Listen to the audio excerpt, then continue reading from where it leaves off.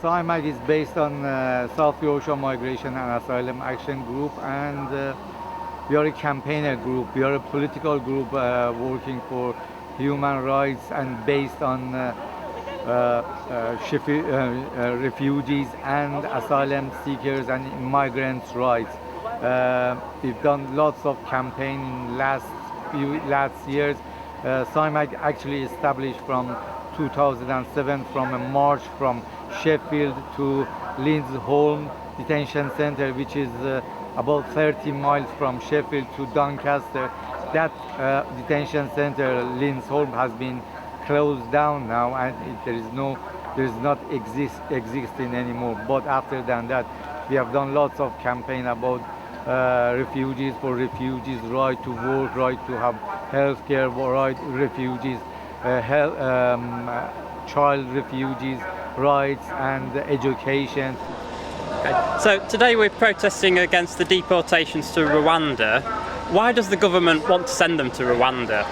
Why not deal with them here? I think the government has got some legal matters basically, and it's not easy according to human rights laws which the government has been signed them in United Nations and European Union, European laws. They can't do it easily, and this is basically it's not easy to send the people with the refugees to the country which is struggling for human rights. I mean, Rwanda has got a background. I mean, last year, UK's report about Rwanda human rights statement. It was a really bad situation in Rwanda, according to UK's report, UK's human rights report as well. I think that this is one of the most barbaric pieces of legislation this government are trying to put through. And even though Boris is going, every one of those candidates that are standing are all in favour of the Rwanda policy. So you have to know what your enemy are about, really. I'm proud of the fact that we live in a country and a city that has always welcomed in the past refugees from, whether it be the steel workers from Somalia, from the Yemen who came to work in Sheffield in the 50s, whether it be the Chilean community who came, were welcomed into Sheffield while they were fleeing from the Pinochet regime. Unfortunately, right now, people are in detention with pending to be deported to Rwanda. And the cost, the human cost of those deportations and that threat to be taken to Rwanda is massive.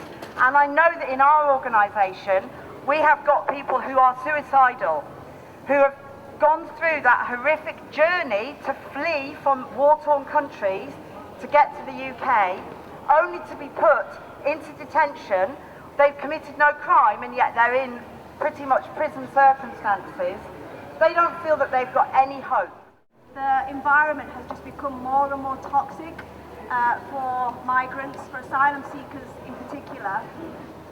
And the thing that I find bizarre is that actually for asylum seekers, they're a very small minority of the total migrant population that comes into the UK. You know, we've actually got more students, more family reunions, but we seem to focus on asylum seekers, and that's where the debate gets really, really toxic. I found that from our clients, 75% of asylum seekers that come through are successful with their claims.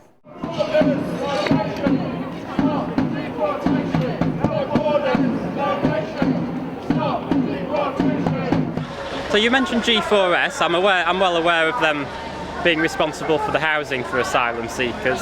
What sort of conditions do asylum seekers have to live in this country? Asylum housing. I mean, SIMAG has got lots of research about this matter, about asylum housing. We've got a friend in SIMAG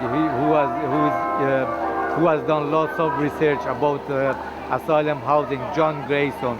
His articles in Open Democracy and IRR, Institution Race and Relations website, it's published, and we know that the situation inside the asylum housing. I can't say all of them, but there is a majority.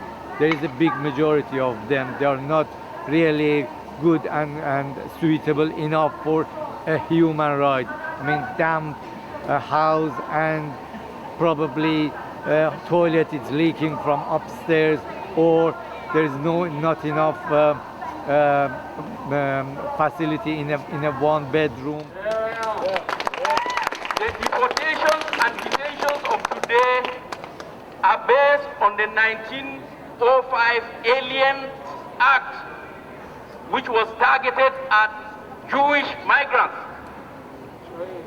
From Jewish migrants, they moved on in the 70s and the 60s to the citizens of the Commonwealth, and then to Africans and to Asians and to other people coming to the UK. Asylum housing, it's a business. It's not just in UK, it's all around the world. I mean, the companies like G4S and Mears, they are providing housing. They get the bankrupt hotels and houses, and they give them to asylum seekers and refugees. And people, they are thinking the asylum seekers and refugees, they are living in the 4-star hotels. Yeah, it was 4-star hotels before bankruptcy. It also does not make economic sense. Last year, the British government spent £9 million in paying private companies to deport people.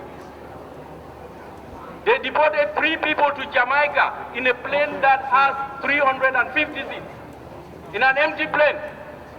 All this money is supposed to go to help all the citizens of this country that are suffering and going to food banks. Some people don't like asylum seekers. They think they're trying to get something for nothing and they've nothing to run away from. They're just trying to take advantage of the country. Is that true at all? I don't think that's true. My colleague Rizwana from Medak, she just explained what's going on in the NHS. There is a big majority of the migrants, they are working in NHS, from GPs, doctors, surgeons, nurses, and there are lots of caretakers as well. They are working in NHS and hospitals, and without them they can't carry on and work. And if you compare this matter to the other organizations, other ministers, you can see without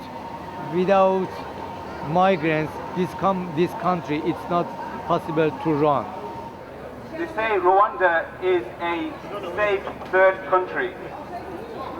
Is it a safe third country, Maxine? No, it's not. No. Who are they kidding? It's got one of the worst human rights records in the world. What do you think of the turnout? We've probably got 100 people or so behind us. We're in Sheffield city centre. Do you think people are generally very supportive of you? Yeah, I think basically Sheffield and Yorkshire people, they are supporting the asylum seekers and refugees. Sheffield is the first city of sanctuary in UK, and you probably say about 100 people there. It's warm weather, and most people, they have gone for holiday. But when we are organizing a protest for asylum seekers and refugees, they are coming in the road. They are coming and supporting us. And when it's time for voting for us, they are voting for us as well. Now, I've got a personal message for Sunak in particular. Sunak, as you know, is a child of an immigrant family, but he is supporting this racist policy. So shame on you, Sunak, shame on you. Shame on you, Sunak! Yeah.